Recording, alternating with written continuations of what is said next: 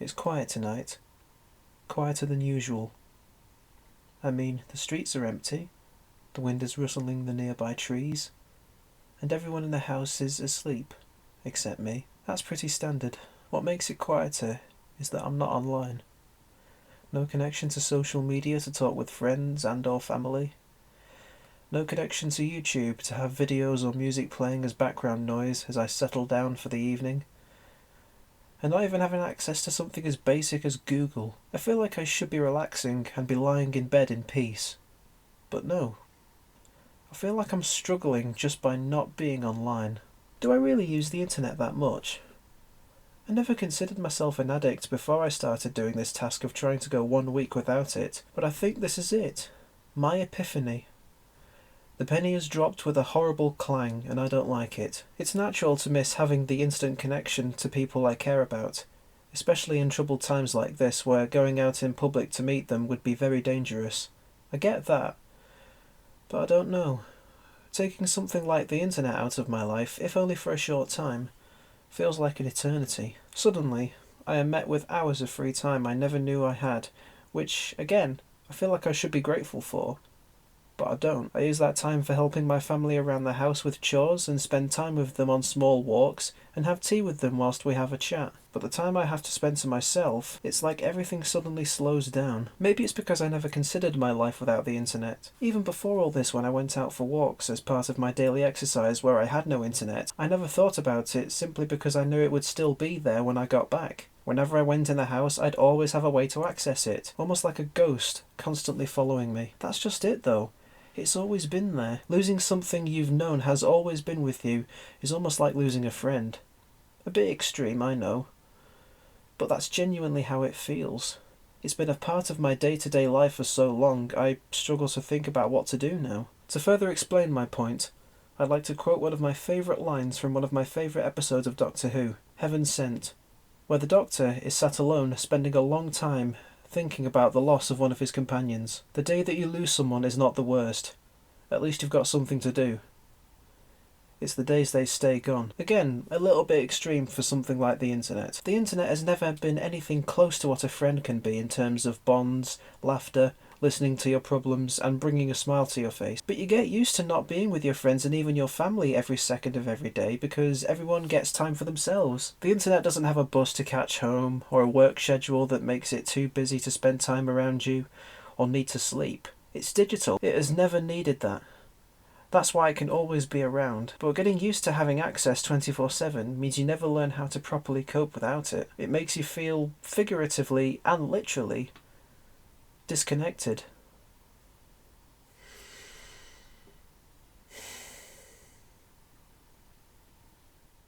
Welcome to the final gym of Johto. I've come a very long way in the past few days trying to get here, and now I face one of the toughest gym leaders yet, Claire, who uses dragon types.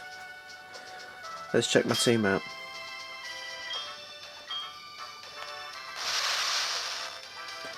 I have my sidekick, Kadabra, holding a quick claw. That's mainly for taking out Gyarados. I would normally use Ampharos, but she is extremely slow, and I don't want to waste any more time, like grinding just to be a higher speed. Ultra VLSMN. Got her up to level 43. Given her the amulet coin so that we can get double the money from beating Claire, which will allow us to, buy more useful items. Speaking of which, just take a look at Ultra VLSMN's speed there. It's fairly decent, but allow me to make it a lot better with a very useful item that I got that was quite expensive to get, but I got it. This is a Carbos. This is one of the 6 vitamin drinks that can increase a Pokemon's stats, and this one increases speed. And I'm going to use all of these on Ultra VLSMN. I'm also using proteins to help increase her attack power. Mainly because of one very special move that's going to hopefully help us through all this. That move being Dragon Rush. Now Dragon Rush, as you can see, is an incredibly powerful attack, but it has a 1 in 4 chance in missing. So I have to make sure that I basically don't miss. And yeah, attempt number 1. Okay, as I expected, Gyarados out first.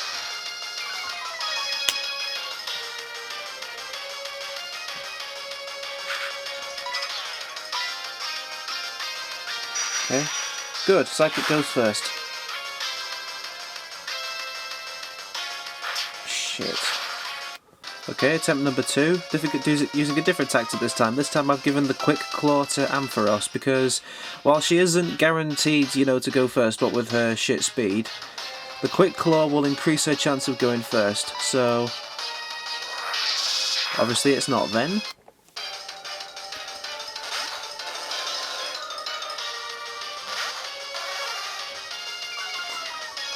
Okay. Attempt number 3. Oh my god!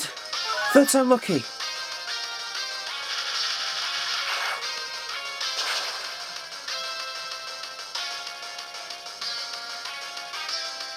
Yes! Thank you, Ampharos, you're not as shitty as I thought you were.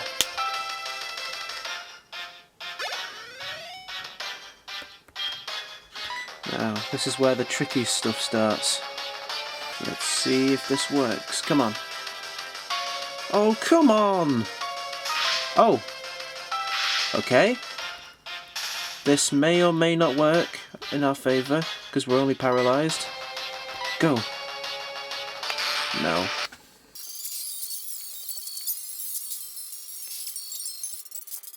Okay, this time we're going to try something a little bit more accurate, but it will decrease our special attack.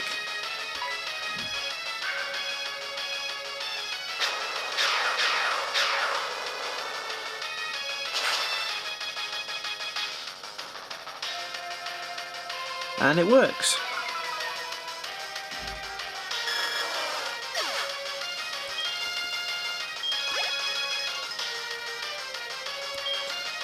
Dragonair again.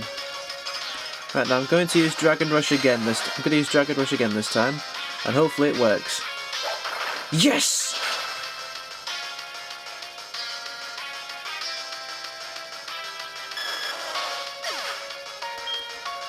Doing well, doing well. Right. Here comes the big man, woman. This is where Dragon Rush has to be a one-shot. If this fails, then I have to start this all over again. This fight all over again. It hit! Right, come on! Come on, come on, come on, come on, come on, come on, come on, come on! No! Oh, God! Don't attack me, don't attack me! Oh, fuck! Alright, so day 3 without Wi-Fi. Probably one of the worst times to do it. And today's activity is exercise. Already gotten a bit of a sort of warm-up exercise by trimming some hedges in the back garden today. But I'm going to get another dose of exercise by going out for a walk.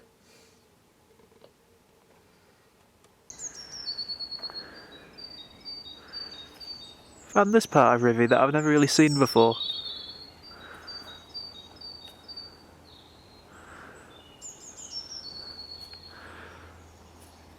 Apparently this used to be a lake. You can tell there was like there was a sign over there saying danger deep water, and I'm like, okay, where?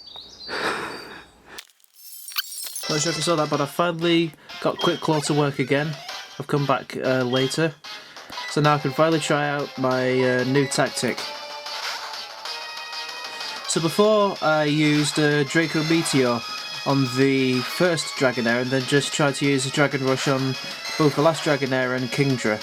What I'm going to do now is try using Dragon Rush on both the Dragonairs and using Draco Meteor on the Kingdra, which is a much more powerful attack and will, fingers crossed, hopefully manage to take out Kingdra. That is if I don't miss any of these dragon rushes. I'm hoping I don't miss them. I really hope I don't. Oh my god. Okay, didn't miss.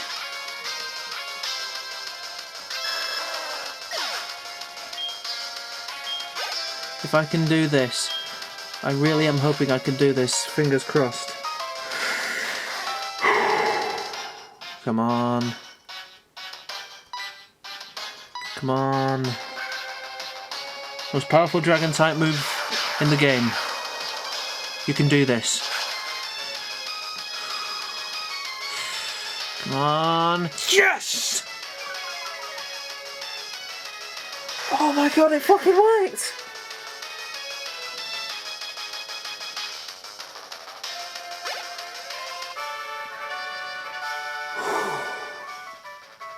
Oh, I'm so happy. I am so happy that I managed to do that.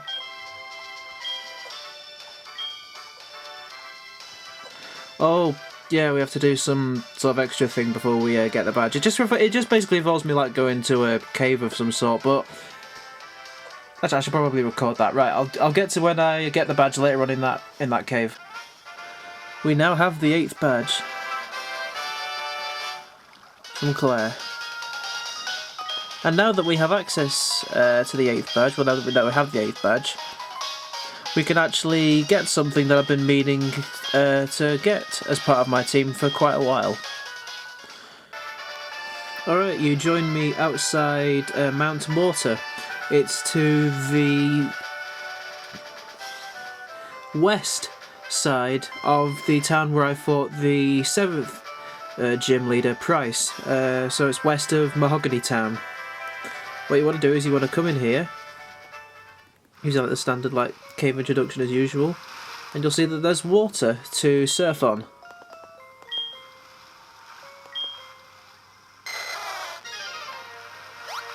Fairly standard. But what you will soon see is that there's this waterfall here. Now, thankfully, because we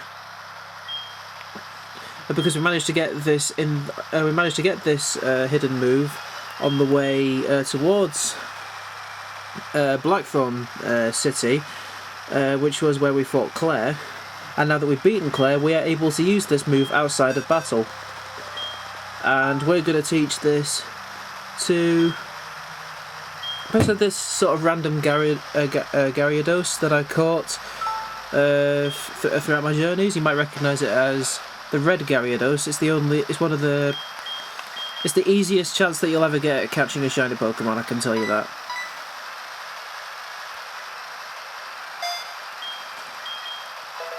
Don't really want to teach Waterfall to any of my other Pokemon. I've already had to teach my Dragonair Whirlpool, which I'm going to be getting rid of pretty soon.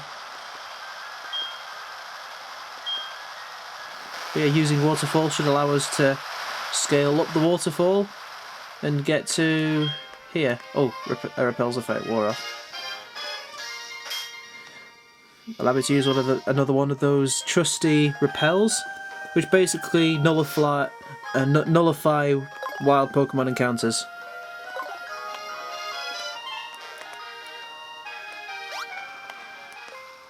I want to save the game before I go in here because I've never really been to this part of the game, so I don't know what to expect.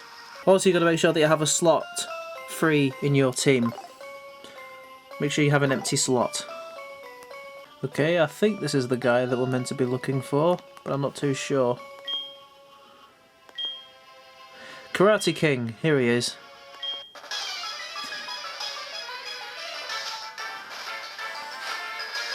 I'm only really showing this battle because he has something that I need.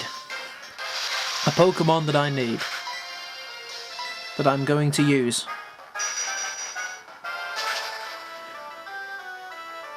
I mean, I'm presuming he's got like 2 fighting types in his team. This is going to be a complete breeze with Kadabra.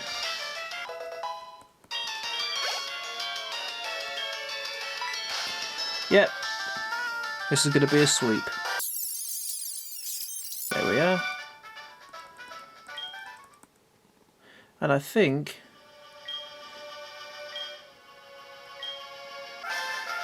Yeah, he gives us a Tyrogue. That's the Pokemon that comes before either Hitmonlee and Hitmonchan, and I'm not too sure what to call him. That's the best I could come up with. Shut up. So let's have a look at what kind of Pokemon we've got here. That is in Tyrogue. Okay, not too bad. He's basically got a load of normal moves, and oh dear. His attack is lower than his defense, which is not what we want. So I'm going to try and reset and see if I can get a better nature. There we go, got one with a good nature now. One where its attack is higher than its defense. And yeah, I think it's the best nature it could have because it's got an increase in its attack, but not very good special attack. But special attack is not what we need to worry about because he's going to be a physical fighter, and I want him to evolve into the kicking Pokemon that we saw fight when we fought the Karate King, which was Hitmonlee. Now, in order to do that, we need to get him to level 20 and make sure that his attack is higher than his defense. So I'll get back to you guys on that. Okay, so been battling around for a bit, got Dave up to level 20 and his attack is higher than his defense. So I think that means what I think it means. After a decent grinding session, I'm finally going to get the fighting type that I've never actually used before. I've never used a Hitmonlee in my team before, but I'm about to now.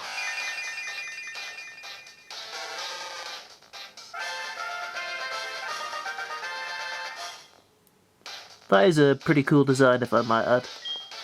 Or to me it is, at least.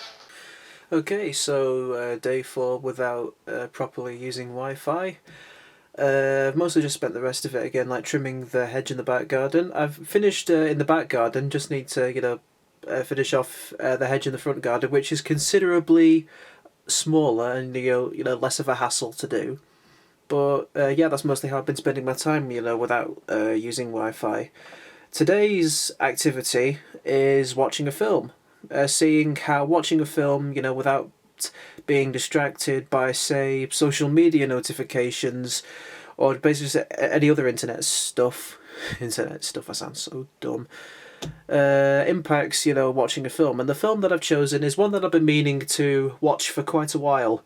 John Wick, Chapter 3, Parabellum, I think it's spelt. Once I finish watching it, I'll give a brief summary of what I thought about it for you guys, and seeing as it's the last of a trilogy, I'll also give a brief summary on my thoughts on the other 2 films. So yeah, see you in a bit. Okay, so I had to wait until the next morning in order to review this because I started watching John Wick Chapter 3 pretty late last night. In fact, I didn't get to bed until around about 2. That's around. It was around 10:30 that I decided to watch the film, and I don't really think it was a wise idea to do so at that time. But then again, my sleeping pattern is fucked either way. But yeah, John Wick Chapter 3, the third film in the ongoing John Wick series, which I have been a big fan of. Loved the first film. It was unlike any action film that I had ever seen before, and I found it very impressive, especially a lot of the colours, a lot of the camera angles used. The fact how they decided to do action scenes in, continuous long shots that looked incredibly, smooth as the camera was moving around, rather than just quick cuts and shaky cam all over the place, making it seem like, I don't know, like you've just strapped a GoPro to someone who's had a little bit too much sugar. Only thing that bugged me about the first film was the third act. It felt a little bit, I don't know, anticlimactic, but aside from that, loved the film. Second one had a great opening, a little bit slow at the start, but once it got going, it really got going, and I found that film as about as impressive as the first John Wick. And now we come to John Wick Chapter 3. Definitely the more, definitely one of the more like successful John Wick film when it comes to the box office, because I'm pretty sure it made a shit ton of money. I read this up last night actually. The budget for John Wick Chapter 3 was $75 million, and it ended up making, hold on, let me just check that again, $326.7 million.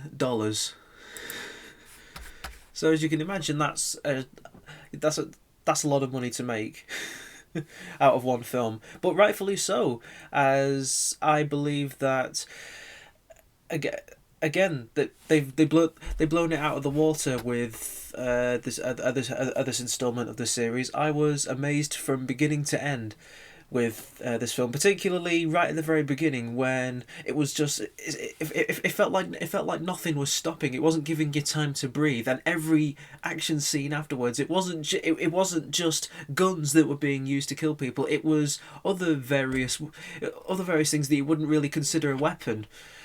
And yeah, as soon as it hit the ball rolling, it didn't stop. It got a little bit slow towards the middle, is what I definitely say. I'm trying to go through these, without spoiling anything whatsoever. But the middle definitely felt a little bit slow. But then once it got to the third act, it got back up to speed, and back to what we really, really enjoy about the John Wick films. I guess that's one running theme around the John Wick films. The one thing that the John Wick films have in common is that there's always an act out of them that feels a little bit slow. Like in the first one, the first two acts had good pacing, and the third act felt a little bit slow. As I said earlier, the second one, beginning was a bit slow, but the rest of the acts were amazing. So with this one, it was just more like the middle of it. It's also a pretty odd coincidence is, how each film sets up the next one. I love it when films do that. It's not like, a film tries to be its own story, on its own. Have no intention of making a sequel, but then it just so happens to make enough money to warrant a sequel because the film companies need to make money somehow. But no, each John Wick installment sets up the next one.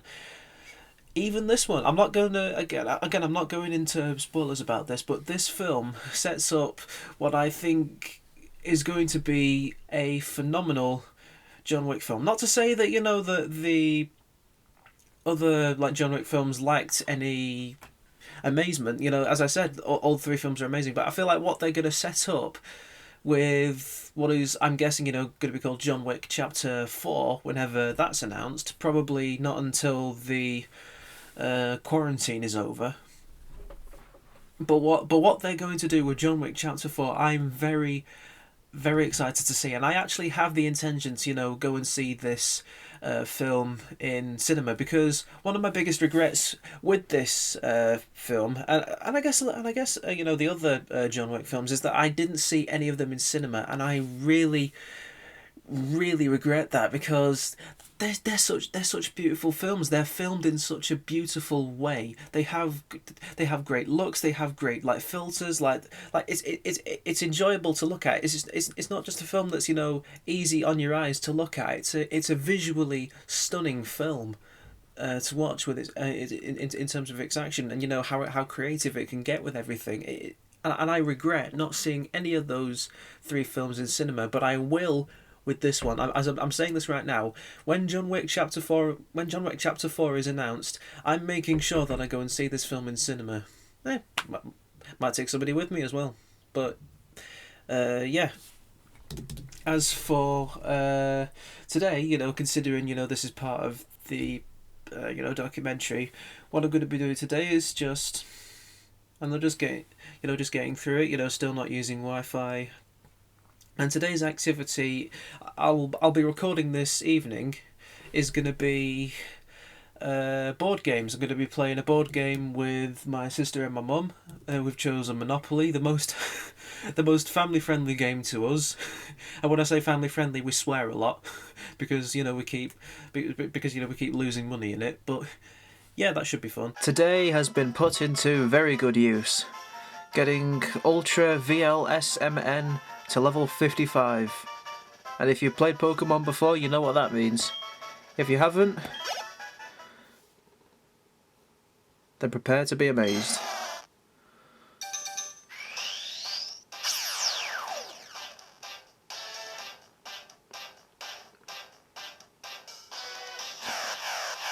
I present to you my key to beating the Elite Four and the champion the first time around.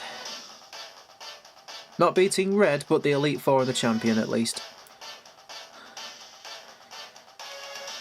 Time to start crushing the competition. Okay, so change of plan. Gonna be recording a card game instead. Yeah, that's all I really have to say about this.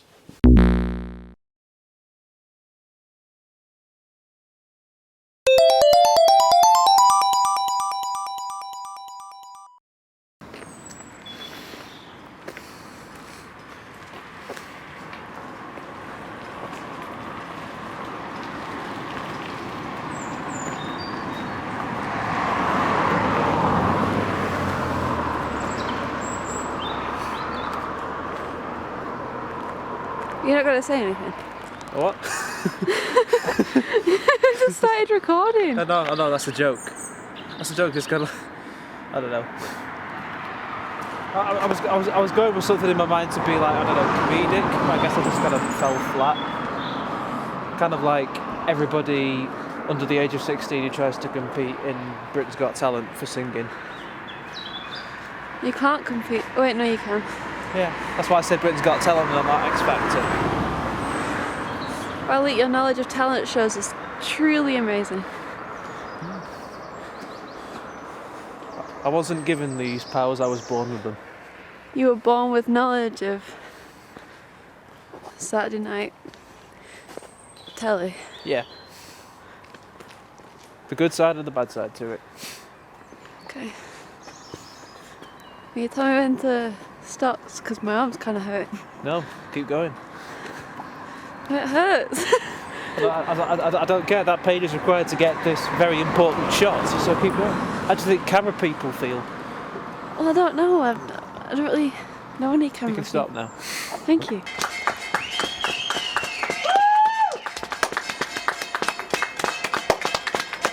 A little bit colder today, but doesn't stop us clapping.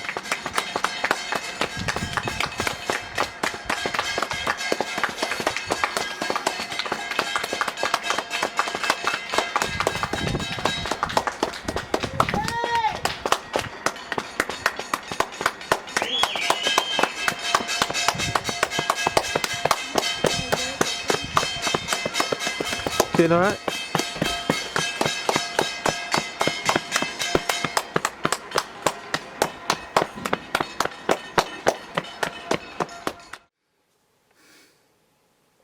I feel like I owe a bit of an explanation for this.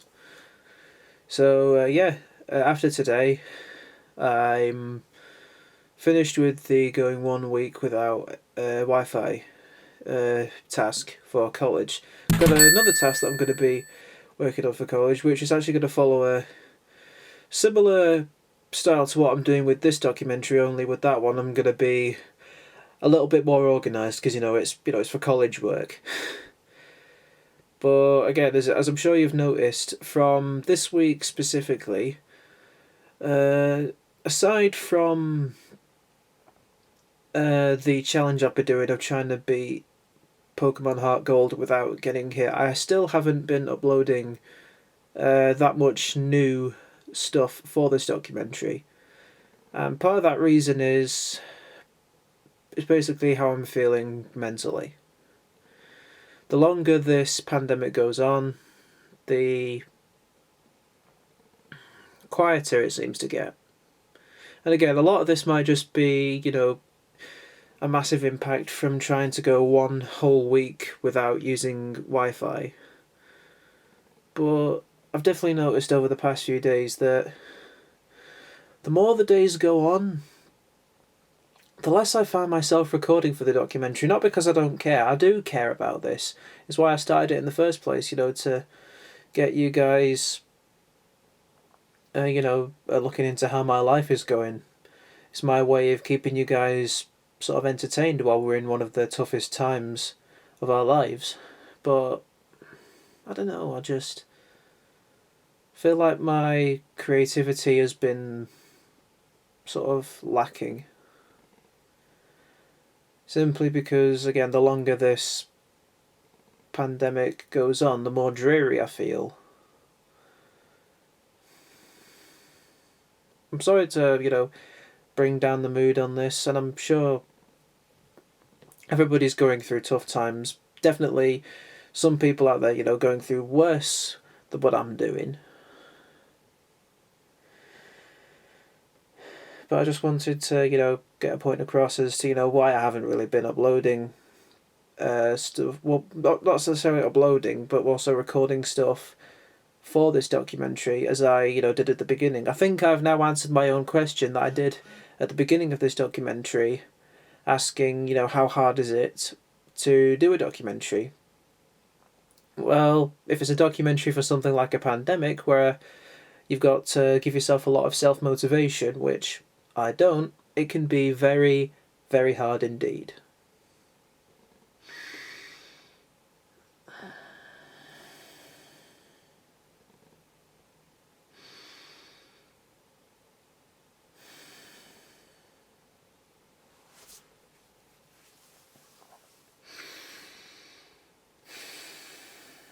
So, what I'm going to do is try and be, a bit more active in what I do for this documentary. I know I said that, at the end of last week, trying to be more active, and here I am talking about, how I haven't recorded as much. Almost like I'm whining about it for the second time, trying to use this as an excuse. I'm not trying to use it as an excuse. It's just how I'm feeling. But for this next week, I'm going to be, a lot more active. I'm going to look for much more stuff to film for this documentary, so that you're not just seeing with, I go out for, I go out for a walk. I record a bit of me playing Pokemon. I go out for a walk. I do a bit of me playing Pokemon. Someday, when we get to Thursday, I do a bit of clapping. Go out for a walk. I feel like you guys are getting tired of seeing that. So I'm definitely going to, try to go more for the quality of week 1 and 2 than week 4, and definitely these past few weeks of 5 and 6. I hope you guys are all managing okay, and if you're not, then you could either leave a comment or message me. I'll be happy to, chat with you, cheer you up somehow, if I can, but, I'll try anyway. But yeah, see ya. The internet is very useful in our day-to-day lives, isn't it? Not just useful, but easily accessible on almost any device. There was a time when it would take ages just to be able to connect to the internet on a computer, just to send an email. Nowadays, the internet is incredibly responsive and accessible through our phones. As days, weeks, months and years go by, it only gets more and more responsive. According to statistics, back in 2005 our weekly use of the internet was recorded at 9.9 hours. In 2018 our weekly use was recorded as 25.3 hours. So yeah, quite a significant increase in use of the internet. But what would happen if we were to go one whole week without the internet? Well, that's what I'm here to find out. From the start of this week to the end of it, I'm going to be trying all sorts of activities without using the internet to see if there is any change both for my schedule and how it affects me mentally. And when the week is finished, I will conclude on if I believe we can go some time without the internet in our lives. My name is Luke Carruthers, and this is You Are Offline.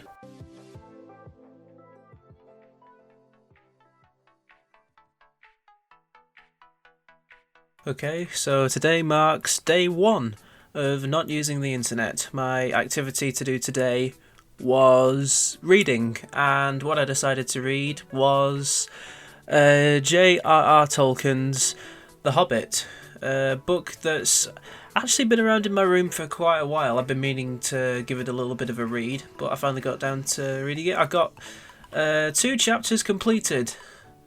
Yeah, I'm a very slow reader, but it was very good. As for how I'm coping mentally, I I feel kind of pathetic because I'm already starting to miss social media and having YouTube on as background noise. Yeah, that's kind of how rubbish I'm being with this, but how rubbish I feel. But I'm calm and content, just gonna see how the rest of the days get on. Okay, so day 2 with no Wi-Fi. Today's task was writing, and I really enjoyed the writing side of it. I wrote a short little piece called Disconnected, a piece that kind of describes how I'm feeling, not using Wi-Fi, which I will be sharing with my tutor to listen into. As for how I'm doing normally, yeah, I think the lonely side of it is really starting to kick in, for me at least, when it comes to, again, not having access to social media 24/7. You really start to notice how quiet it gets and how much free time you have. Looking at putting it to better use.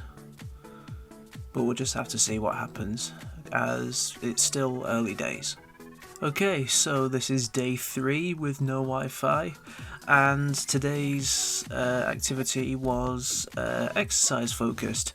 I got my exercise by taking an electric trimmer and going into the back garden to trim the hedge. That was a kind of tiring process, but it needs doing.